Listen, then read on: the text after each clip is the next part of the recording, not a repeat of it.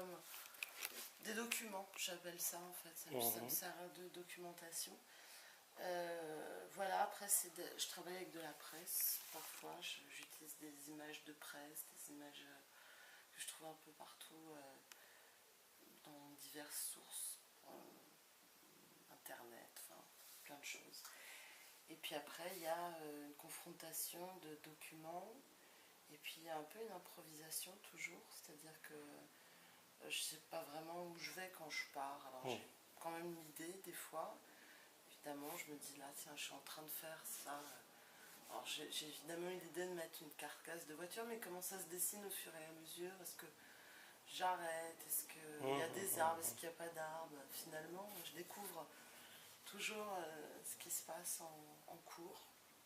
Et puis après, il y a la mise en couleur aussi qui m'emmène encore dans un autre univers. Donc là, je découvre complètement les ambiances. Alors j'aime bien les transitions en fait. Je crois que c'est quelque chose qui jalonne mon travail.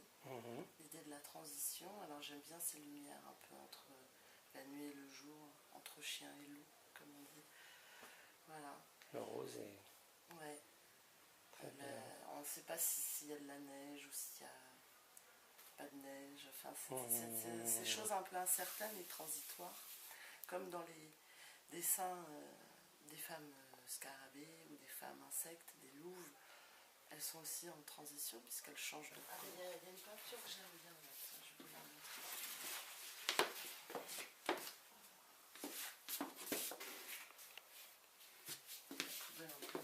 C'est quand même beaucoup moins charmant. Qu'est-ce que je pourrais bien en faire? Ah voilà. Je n'arrive même pas à la cacher. Tellement il y a la peinture.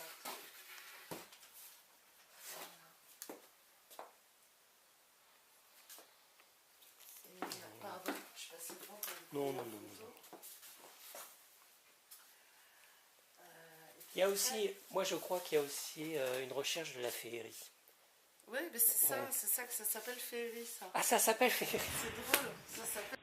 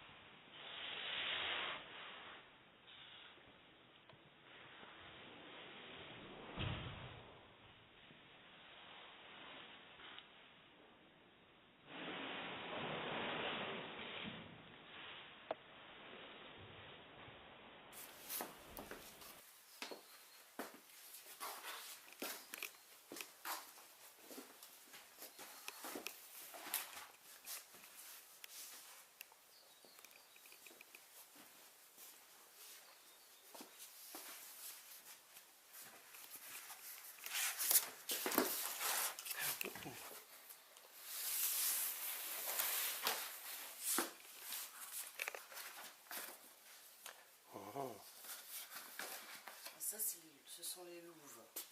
Les louves? Ouais. Des louves-garous? Ouais, des louves insectes. Parce qu'en des fait, louves insectes. Elles ont les mains qui se transforment en pattes d'insectes ou en branches. Celle-là, c'est plus des branches en fait. Et puis elles ont plusieurs seins comme la louve de Rome.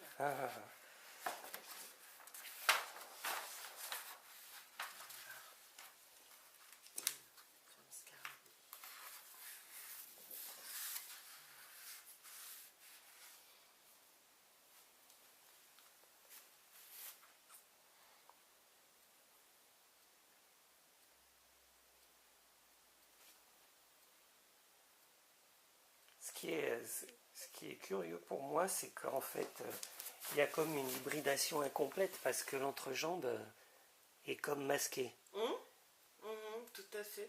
Alors, c'est marrant, on pose souvent cette question, mais pourquoi elles ont... Parce qu'il y en a, dans le grand, elles ont des slips, en fait. Elles ont des culottes. Ah bon? Oui. Et d'ailleurs, sur la sculpture aussi, j'ai mis une culotte comme ça. Et donc, on m'a dit, mais pourquoi il n'y a pas de nudité comme ça?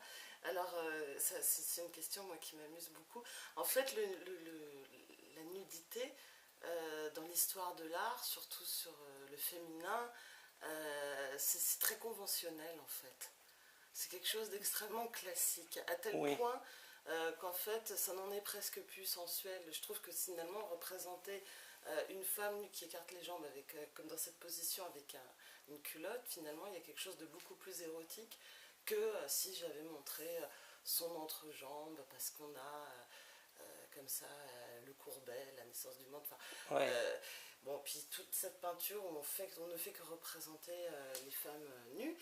Et donc voilà, moi ça m'amuse au contraire de ne pas les montrer complètement nues. Voilà. Alors pourquoi ne pas se servir du sexe pour le transformer lui aussi?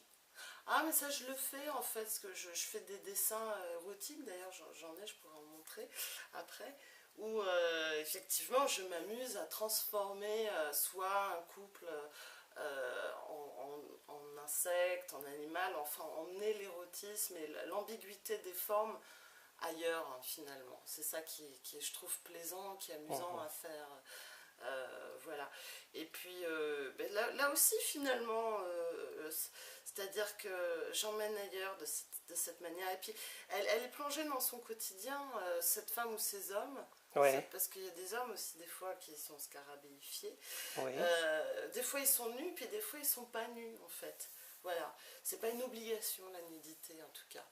Et si là, elle était nue, comme elle a les jambes très écartées, je trouve que son sexe ouvert prendrait toute la place, si je puis dire. Oui, il focaliserait. Et ça n'est pas, ça serait pas intéressant, je pense, en fait. Alors que finalement, là, elle a cette espèce d'entrejambe comme ça qui fait partie de sa carapace, où des fois, il y a quelque chose de... c'est un sous-vêtement, en fait, elle est en culotte, et puis elle est comme saisie dans son quotidien... par cette transformation, c'est ça aussi que je trouve intéressant, c'est ça que je trouve aussi finalement plus contemporain que représenter ces femmes avec la nudité comme une espèce d'obligation. Et alors je me suis souvent amusée à mettre ça en jeu en fait, parce que moi je trouve ça intéressant de le contourner. Voilà. Oui, je vois, oui.